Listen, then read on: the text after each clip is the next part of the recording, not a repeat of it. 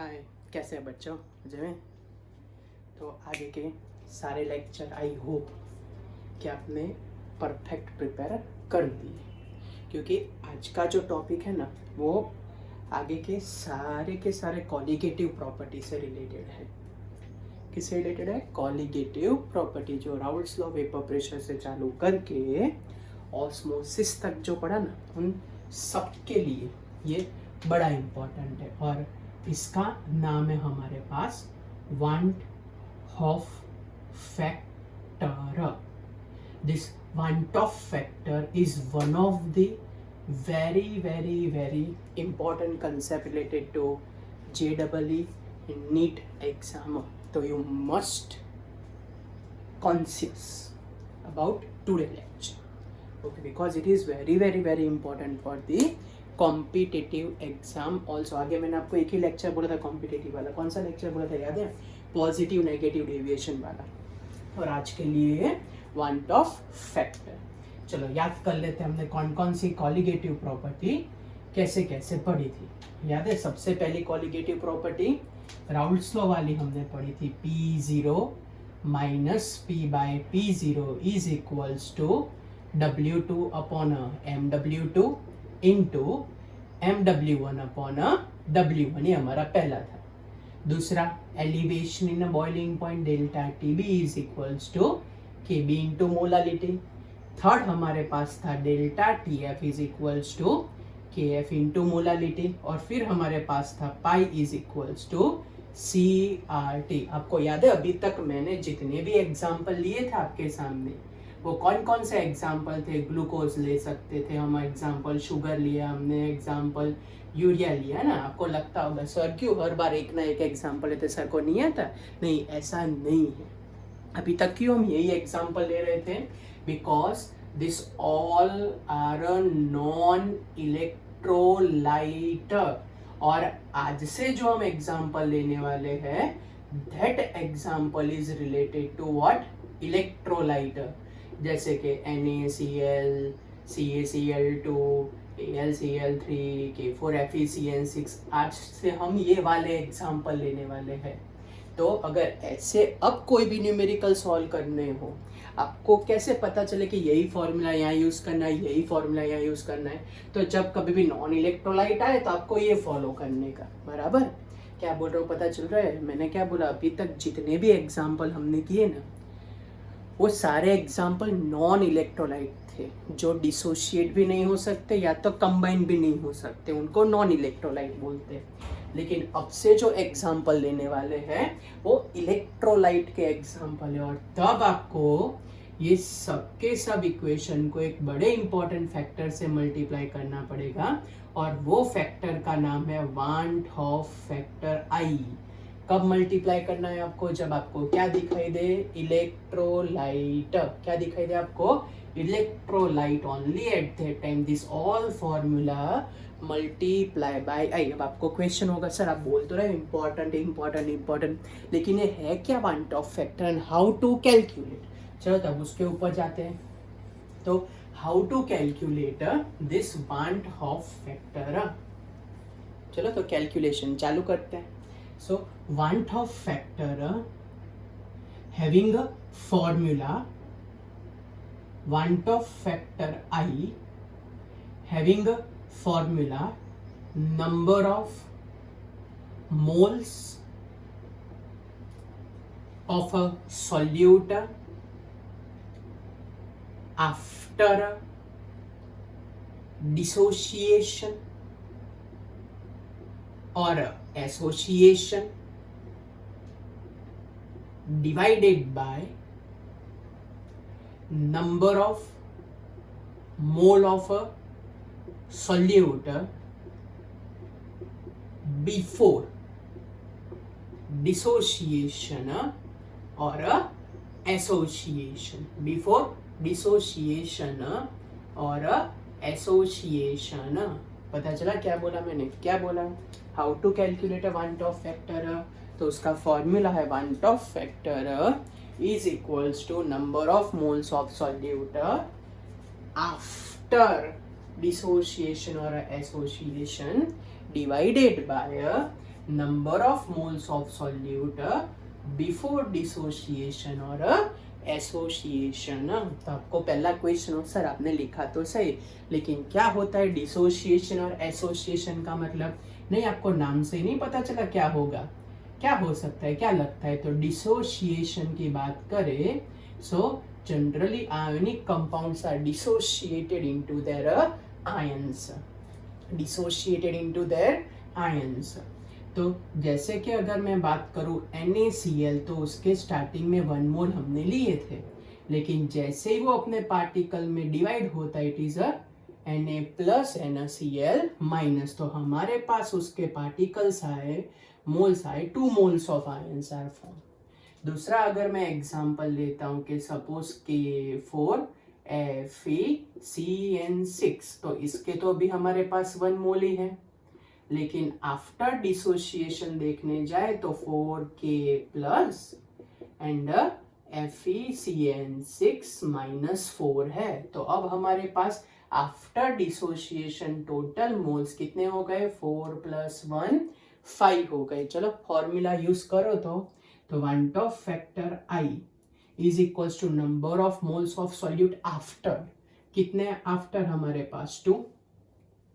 Before कितने थे हमारे पास? 1।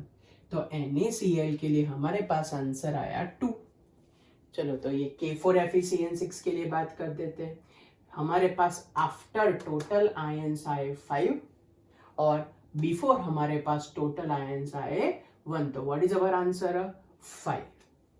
So here we clear cut observe that for a dissociation process, value of a want of factor we obtain a greater than 1. So when you observe a dissociation process for all the types of dissociation process, a value of a want of factor always remain greater than 1. क्या रहती है? always greater than 1, because here we assume that कि dissociation के time 100% हम count करते। कितना dissociation होता है अभी, कितना काउंट करते हैं हम? 100% डिसोसिएशन एज्यूम करके काम करते हैं, तब जाके हमारे पास आंसर आए आई की वैल्यू क्या? Greater than 1। लेकिन आपको भी पता है, मेरे को भी पता है कि all electrolytes are not 100% ionised. क्या बोला मैंने? All electrolytes are not ionised 100%। तो अब क्या करें? तो जब वो 100% आयोनाइज्ड नहीं होते हैं, तब हम इन्वॉल्व करते एक टर्म को, और वो वाले टर्म को बोला जाता है डिग्री ऑफ डिसोसिएशन। क्या बोलते हैं भाई ये टर्म को हम? तो ये टर्म को बोला जाता है डिग्री ऑफ डिसोसिएशन अल्फा। क्या बोलते हैं भाई वो टर्म को हम? Degree of dissociation alpha. Alpha का मतलब होगा number of moles of electrolyte used at which condition? Equilibrium. तो उसको हम बोलते हैं अल्फा। चलो 4-5 एग्जांपल लेके समझते हैं। सपोज मैं एग्जांपल ले रहा हूँ CaCl2 का। कैसे डिसोशिएट करें इसको? Ca+2 and 2Cl-।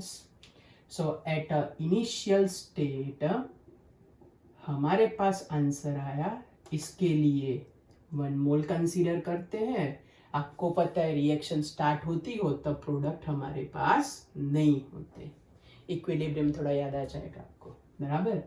Suppose at equilibrium used mole, हमने क्या लिखा? Alpha is known as mole used at which condition? Equilibrium condition. तो हमारे पास अल्फा इक्विलिब्रियम पे हर एक का मोल क्या होता है? सेम। आंख बंद करके अल्फा अल्फा अल्फा लिख देने का। फिर क्या करने का पता है? धीरे से आंख खोलो। क्यों? वरना एक्सीडेंट हो जाएगा। क्यों आंख खोलने के? आपको चेक करने का आगे किसी के कोई मोल्स है। यहाँ 1 मोल है तो कुछ नहीं आएगा, यहाँ पे भी 1 मोल है तो कुछ नहीं आएगा।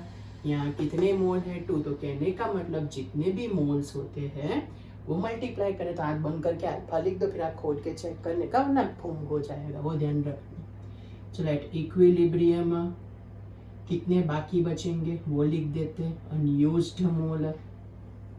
चलो तो क्या आंसर आएगा अनयूज्ड मोल में 1 माइनस अल्फा। प्रोडक्ट में तो एडिशन होता है अल्फा एंड 2 अल्फा। चलो यहाँ तक पता चल गया। तो how to calculate I, so total moles divided by initial mole. चलो टोटल मोल में सबका एडिशन कर दो, तो 1 minus alpha plus 2 alpha. Initial mole तो हमारे पास 1 ही है, तो क्या आंसर है बोलो, I is equals to 1 plus 2 alpha.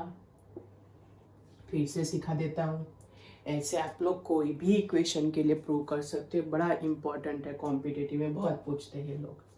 तो 1 मोल 0 0 इक्विलिब्रियम पे सबको अल्फा लिख दिया, फिर आप खोलने की, वरना भूम हो जाएगा, एक्सीडेंट हो जाएगा। क्या अल्फा एंड 2 अल्फा। ये क्या लिखा हमने 1 माइनस अल्फा क्योंकि प्रोडक्ट में एडिशन होता है। टोटल मोल अपॉन इनिशियल हमने लिख दिया, and we obtain our answer 1 plus 2 alpha. चलो सेम टू सेम मैं ये प्रूव कर रहा हूँ। अब NaCl के लिए देखते हैं क्या आंसर आएगा NaCl के लिए, फिर एक जनरलाइज्ड फॉर्मूला लिख देंगे। ओके चलो NaCl, तो NaCl gives you Na plus and Cl minus.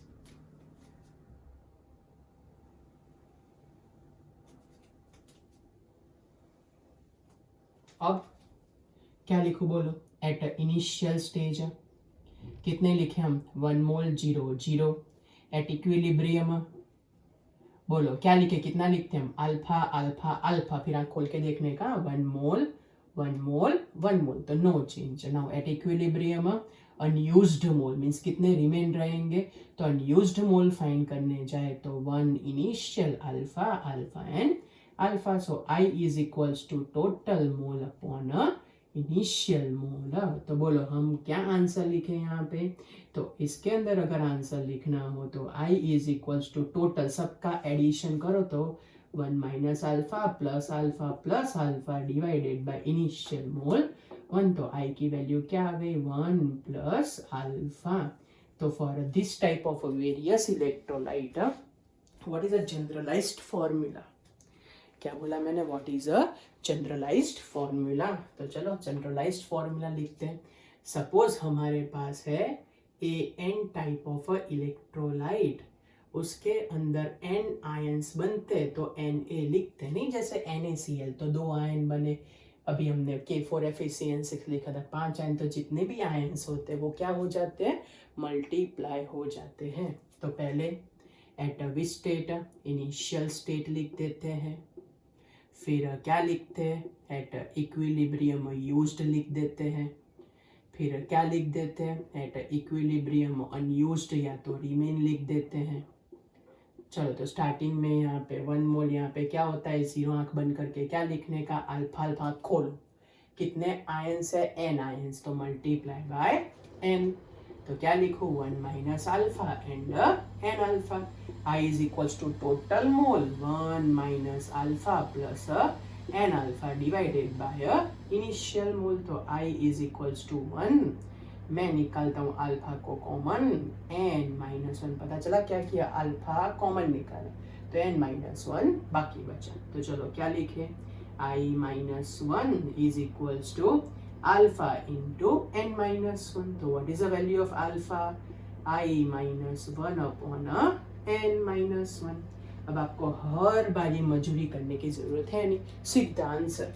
कैसे सीधा आंसर लिखे, चलो सपोज मेरे पास है K2SO4, सिंपल से चालू करते हैं।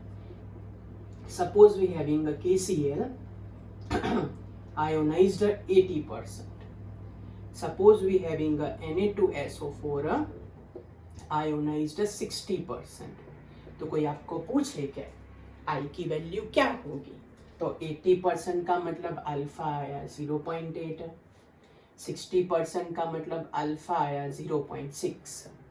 नंबर ऑफ आयंस KCl में 2 बनेंगे, एक के एक Cl, इसमें 2 सोडियम बनेगा, ऐसे ऐसे स्प्लिट होगा 2Na प्लस SO4 माइनस 2, तो इसमें नंबर ऑफ आयंस बनेंगे 3। रख दो, फॉर्मूला तो रेडी है। तो क्या लिखो 0.8 I माइनस 1 अपॉन 2 माइनस 1, तो क्या आंसर आया I is equals to 0.8 plus 1, तो हमारे पास I का आंसर आया 1.8। समझ में आया आपको? चलो नेक्स्ट, इसमें 0.6 is equals to I minus 1 upon 3 minus 1, तो 0.6 I माइनस 1 बाई 2 को सामने ले जाते हैं, 1.2 is equals to I minus 1, तो I का आंसर क्या आया 2.2। तो ये हमने किसके लिए कैलकुलेट किया, जहाँ 100% आयोनाइजेशन नहीं होता। तो स्टार्टिंग में हमने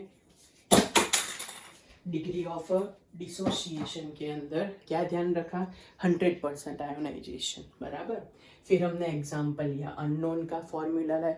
अब 100% आयोनाइजेशन ना हो तो सपोज 80% हो, सपोज 60% हो, so by this way we calculated degree of dissociation. चलो कुछ पूछना है आपको, कोई डाउट? तो जब कभी भी ऐसे इक्विलिब्रियम वाली रिएक्शन लिखो तो आई का आंसर लिखने का टोटल मोल अपॉन इनिशियल मोल। कोई कुछ भी बोले, यही मेथड यूज करने की, इससे सारे आपके आंसर आ जाएंगे, कहीं पे भी नहीं अटकोगे यहाँ पर।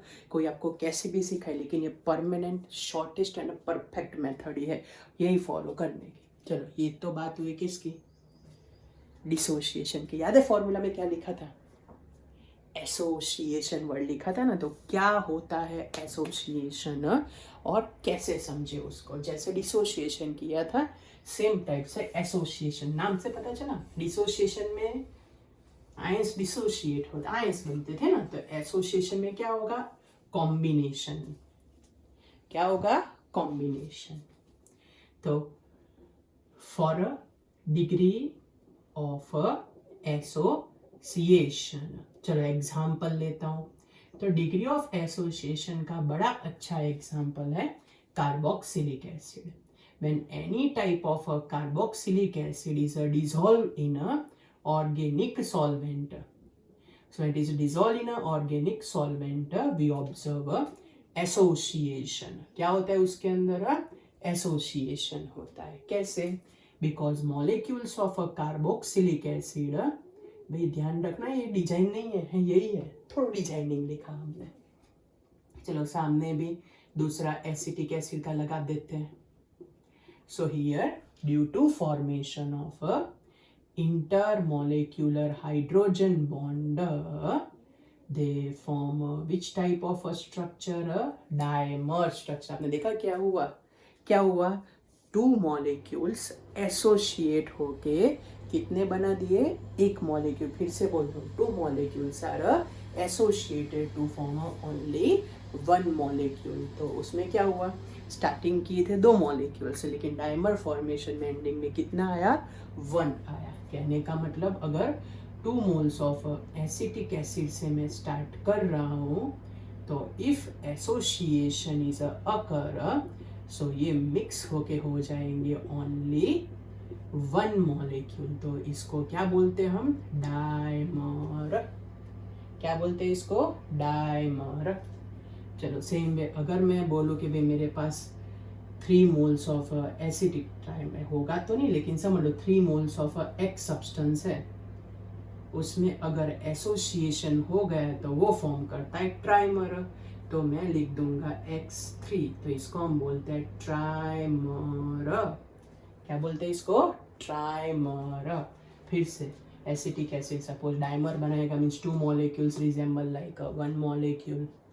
एक्स सब्सटेंस सपोज ट्राइमर बनाता है, तो 3 molecules are resemble like 1 molecule। चलो तो फॉर्मूला याद है आई का, number of moles before dissociation and association. कितने थे नंबर ऑफ मोल्स, बोलो फटाफट। ये पूरे के पूरे को क्या काउंट करे, बोलो, बिफोर ये पूरे के पूरे हमारे पास 2 थे, वो मिक्स होके एक ही मॉलिक्यूल बन गया डाइमर का, तो 1।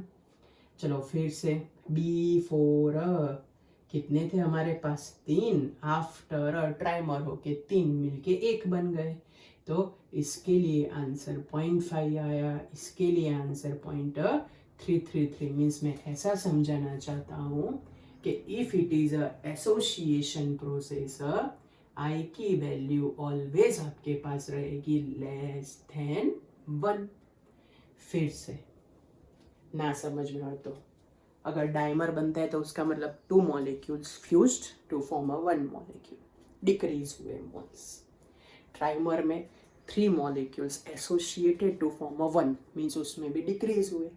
तो आफ्टर 1 बिफोर 2, आफ्टर 1 बिफोर 3, तो वैल्यू हमारे पास क्या आई? Less than 1। तो जैसे हमने डिग्री ऑफ डिसोसिएशन का फॉर्मूला प्रूव किया ना, कॉपी टू कॉपी हमारे पास फॉर्मूला है डिग्री ऑफ एसोसिएशन का। किसका फॉर्मूला है? डिग्री ऑफ एसोसिएशन का फॉर्मूला। चलो कर देते हैं। तो डिग्री ऑफ एसोसिएशन में ऐसे कोई सिंबल में कोई फर्क नहीं है, लेकिन कई बार एक्स सिंबल भी रखते हैं डिग्री ऑफ एसोसिएशन के लिए। तो सपोज मेरे पास ए एन था, आगे हमने क्या लिखा था? एन लिखा था ना। क्यों? नंबर ऑफ आयंस इंक्रीज होते हैं, और इसमें नंबर ऑफ आयंस क्या होते हैं? डिक्रीज होते हैं। आगे क्यों आगे एन लिखा था? आयंस इंक्रीज हो गए तो मल्टीप्लाई करना, या आयंस डिक्रीज होते हैं तो क्या करना पड़ेगा? डिवाइड करना पड़ेगा। जैसे नहीं 2 मिला के 1 बन गया, 3 मिला के 1 बन गए, तो सबसे पता चला फिर से क्यों डिवाइड क्यों कर रहे हैं हम? बोलो क्यों डिवाइड कर रहे हैं? क्योंकि 2 मॉलिक्यूल्स 1 मिलके बना देते हैं। ट्राइमर तो 3 मॉलिक्यूल मिलके 1 बना देते हैं, मीन्स डिवीजन हो जाते हैं सीधा उनका। तो सबसे पहले तो एट इनिशियल स्टेट, फिर एट इक्विलिब्रियम यूज्ड, फिर एट इक्विलिब्रियम रिमेन। पता चल रहा है क्या बोल रहा हूँ? यही ध्यान रखना है आपको, ये प्रूफ कहीं पे भी नहीं होगा, आपको ये चलाना पड़ेगा, ये तो फटाफट आंसर आएगा। डिसोसिएशन में क्यों एन मल्टीप्लाई हुआ था? वहाँ आयंस इंक्रीज हुए थे। एसोसिएशन में क्यों एन से डिवाइड किया? क्योंकि यहाँ मॉलिक्यूल्स डिक्रीज होते हैं। तो इनिशियल सपोज 1, यहाँ पे 0, सपोज ये x और x, आँख खोलने को बोला था, ध्यान है ना? ये डिवीजन में तो बाय n आ जाएगा, फिर अनयूज्ड 1 माइनस x है ना, x बाय n। आई के लिए इसके लिए फॉर्मूला लिखना है total moles divided by initial मोल। ये हमको ध्यान रखना है, यही फॉलो करना है कुछ भी हो जाए। तो I इज इक्वल्स टू क्या लिखूँ? 1 minus x plus x by n divided by 1। चलो तो क्या लिखे भाई? I is equals to 1 minus, अब मैं पहले x को कॉमन निकाल देता हूँ। किसको कॉमन निकाला? x। तो यहाँ क्या बाकी बचा? बोलो तो 1 माइनस n। फिर से बोल रहा हूँ, किसको कॉमन निकालना हमने? x को कॉमन निकाला तो 1 बाय n, यहाँ से x है तो 1 ही बचेगा, माइनस 1। सो i माइनस 1, इसको इस साइड ले गए, x कॉमन निकाल दिया, क्या लिखो? 1 माइनस n बाय n। पता चला क्या किया? x कॉमन निकाला तो 1 बाय n माइनस 1 हो गया। ओके, चलो तो x की क्या value I? n upon 1 minus n and i minus 1। लेकिन हमने तो क्या लिखा है ऊपर भाई? बोलो तो एसोसिएशन में i की वैल्यू क्या होती है?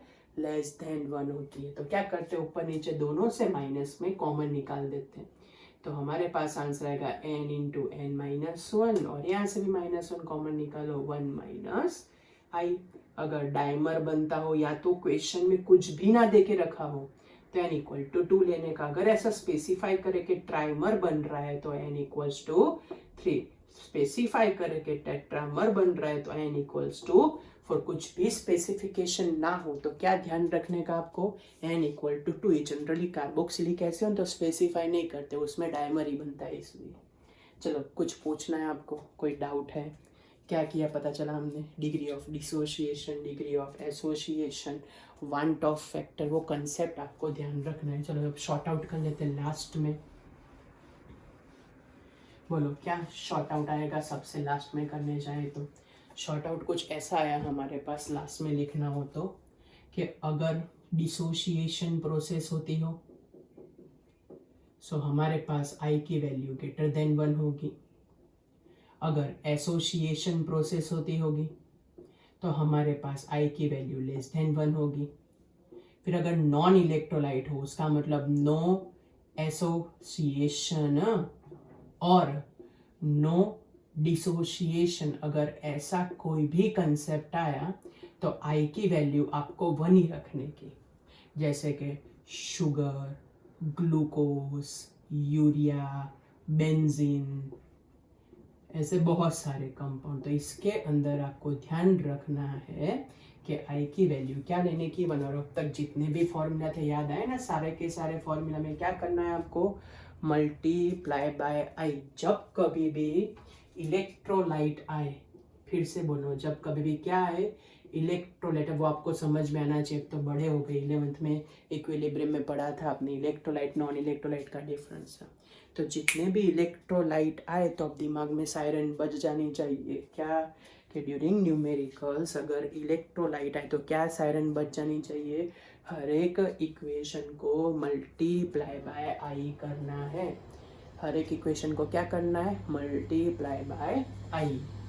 मोस्ट ऑफ तो यही फॉर्मूला आएगा, delta T B is equals to K B into mole. फिर से मैं लिख रहा हूँ तो रिवाइज हो जाए।